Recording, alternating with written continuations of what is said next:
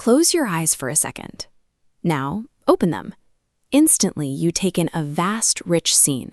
Light, dark, faces, colors, depth.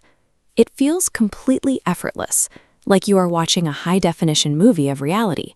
But that high-definition movie is actually an illusion. Let's try something. Keep your eyes fixed right here on this crosshair on the left. Without moving from that spot, try reading the word on the far right. You can't do it. Outside your direct line of sight, your vision drops off completely into a blurry mess. Cognitive scientist Dr. John Whalen details exactly why this happens in his book, Design for How People Think. He breaks down every user experience into what he calls the 6 minds. And the very first layer we process, the one that dictates everything else, is vision and attention. We like to think we are in total control of where we look, but the majority of our visual processing happens entirely automatically.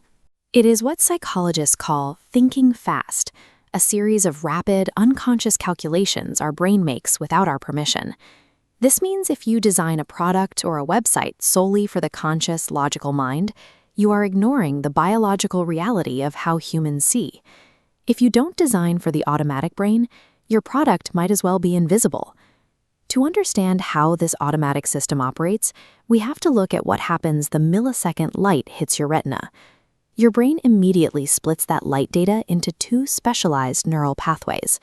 First is the what pathway, stretching from the occipital to the temporal lobe. It identifies objects, colors, and faces. Parallel is the where pathway, heading toward the parietal lobe, determining spatial orientation and detecting motion. But here is the catch.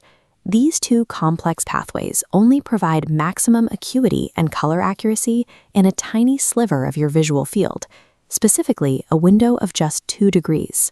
That is about the width of your 2 thumbs at arm's length. So how do your eyes know where to jump next if everything else is a blur? Your brain maintains a constantly updating, low-resolution black and white radar map of your periphery, using it to unconsciously guide your focus. Researchers study this unconscious navigation using eye-tracking hardware, like these specialized Tobii glasses, to document the exact path of human attention.